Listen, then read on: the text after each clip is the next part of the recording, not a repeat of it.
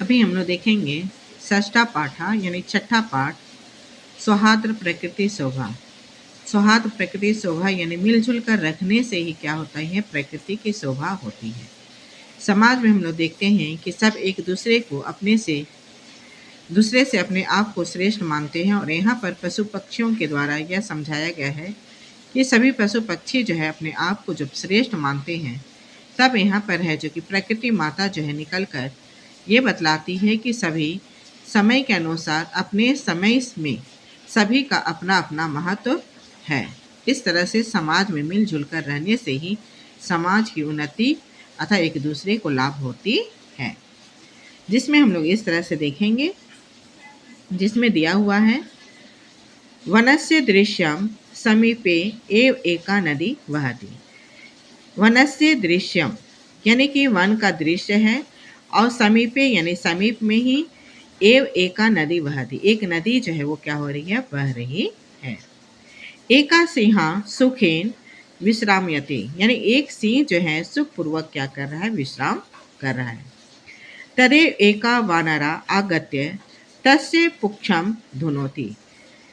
तभी कहा जा रहा है तदेव तभी एका वानरा यानी एक बंदर जो है आगत्य यानी आकर तस्य पूछम यानी उसके पूंछ को धुनोती यानी कि घुमा देता है। क्रुधा सिंहा तम प्रहतुम इच्छति परम वानरस्तु कुदित्वा वृक्षम आरूढ़ा। क्रुधा सिंहा यानी क्रोधित सिंह जो है तम यानी उसे प्रहतुम इच्छति मारना चाहता है, परम किंतु वानरस्तु बंदर तो कुदित्वा यानी कूद कर वृक्षम आरूढ़ा यानी कि पेड़ में चढ़ जाता है। तदेव अन्य अस्मात् वृक्षात् अपर वानरा सिंहस्य कर्णम आकृष्य पुनः वृक्षोपरि आरोहति। तदेव उसी समय अन्य अस्मात् वृक्षात् यानी कि उसी समय दूसरे पेड़ से है जो कि अपरा वानरा यानी दूसरा बंदर जो है सिंह से कर्णम यानी कि सिंह के कान को आकृष्य यानी खींच कर पुनः वृक्षों पर आरोहति यानी पेड़ के ऊपर जो है वो क्या होता है, चढ़ जाता है। एवं एव वानरा वारम वारम सिंहम तुद्यंती। इस तरह से वानर जो है बंदर जो है बार बार सिंह को तुद्यंती यानी कि तंग कर रहे थे। तुद्यंती का अर्थ हो जाता है तंग कर रहे थे। क्रुधा सिंहा इता ताता धावती और क्रोधित सिंह जो है इधर उधर दौड़ रहा था। गरजती परम किम अपि कर्तुम असमर्था एव तिष्ठति। गरज रहा था किंतु कुछ भी करने में असमर्थ होकर वो क्या हो जाता है, ठहर जाता है। वानरा हसन्ति वृक्षोपरि च विविधा पक्षिणा अपि सिंहस्य एतादृशीं दशां दृष्ट्वा हर्षमिश्रितं कलरवं कुर्वन्ति। यानी कि यहाँ पर हम लोग देख रहे हैं वानरा यानी बंदर जो है हसन्ति यानी हंस रहे थे, वृक्षों पर यानी कि पेड़ के ऊपर च विविधा पक्षिणी विभिन्न पक्षी जो हैं अपि भी सिंह से एतादृशीम दशाम यानी सिंह के इस तरह की दशा को दृष्टवा यानी देखकर हर्ष मिश्रित यानी कि खुशी से कलरवम कुर्वन्ति यानी कलरव कर रहे थे। निंद्रा भंग दुखेन वन राजा सन अपि तुच्छ जीवे आत्मना एतादृशा दुरवस्थां सरंता सर्व जंतून दृष्टवा पृच्छति। निंद्रा भंग दुखेन नींद से भंग से दुखी होने के कारण वन राजा यानी वन का राजा जो है सन अपि होते हुए भी तुच्छ जीवों से आत्मना यानी अपना एतादृशा यानी इस तरह का दुरावस्था यानी दुरावस्था और थका हुआ सरंता यानी थका हुआ सर्व जंतु दृष्टवा सभी जंतु को देखकर पृच्छति यानी पूछ रहा था। सिंह क्रोधेन गर्जन भो अहम वन राजा किम भयम ना जयते। तब यहाँ पर क्रोधित होकर गर्जना के साथ में सिंह कहता है, भो अजय अहम वन राजा मैं वन का राजा हूँ, किम भयम ना जयते क्या आप लोग को भय नहीं होता है, किम अर्थम ममेवम तुद्यंती किस लिए मुझे तंग कर रहे हो, सर्वे मिलित्वा सभी मिलकर। इस तरह से हमने देखे कि सिंह जो है वो कह रहा है कि मैं वन का राजा हूँ, क्या आप लोग को भय नहीं होता है और किस लिए मुझे आप लोग मिलकर तंग कर रहे हैं। वानरा, तब बंदर जो है वो कहता है, यथा क्योंकि त्वम वन राजा भवितुम तु स्वर्था अयोग्य, क्योंकि तुम वन का राजा होने के लिए स्वर्था अयोग्य यानी अयोग्य हो। राजा तो रक्षका भवति परम भवान तो भक्षका, राजा तो रक्षक होता है परम, किंतु भवान तो भक्षक, किंतु आप तो भक्षक हैं यानी कि खाने वाले हैं। अपि च स्वयं रक्षायाम अपि सामर्थ्य न असि, और कह रहा है कि स्व यानी अपना रक्षा करने में भी सामर्थ्य न असि यानी कि सामर्थ्य नहीं हो। तही कथम अस्मान रक्षसी, तो कैसे हम लोगों की रक्षा करोगे। अन्य वानरा, तब दूसरा बंदर जो है कहता है, किम न श्रोता त्वया पंचतंत्र उक्ति, क्या तुमने नहीं सुना है पंचतंत्र की युक्ति।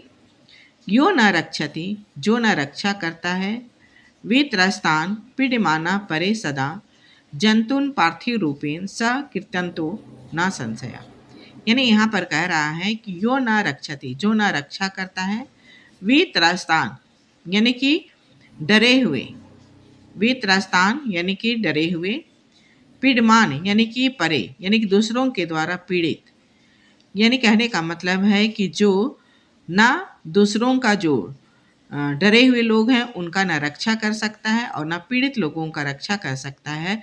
जंतुन, वो जंतु जो है पार्थिक रूपेण यानी पार्थिक रूप से मरे हुए के समान, सा कीर्तन तो ना संशय, ये मरे हुए के समान है, इसमें कोई संदेह नहीं है।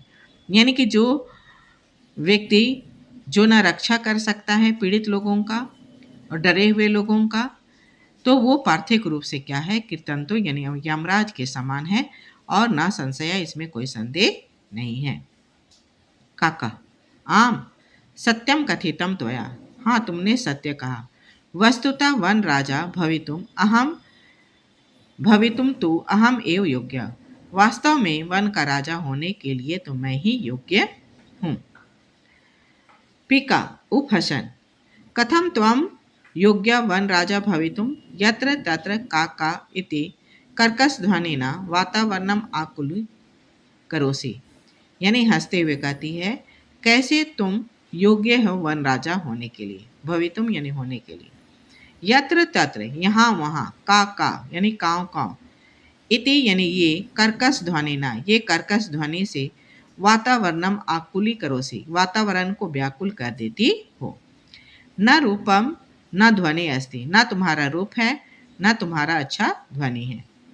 कृष्ण वर्णम मेधा आमेध्य भक्षकम त्वम कथम वन राजा मान्य में वयम, कृष्ण वर्णम यानी काली हो तुम, मेध्या आमेध्य भक्षकम यानी पवित्र अपवित्र चीज को तुम खाती हो, त्वम कथम वन राजा मान्य, कैसे तुमको हम राजा हम लोग मान ले, वयम यानी कि हम लोग मान ले।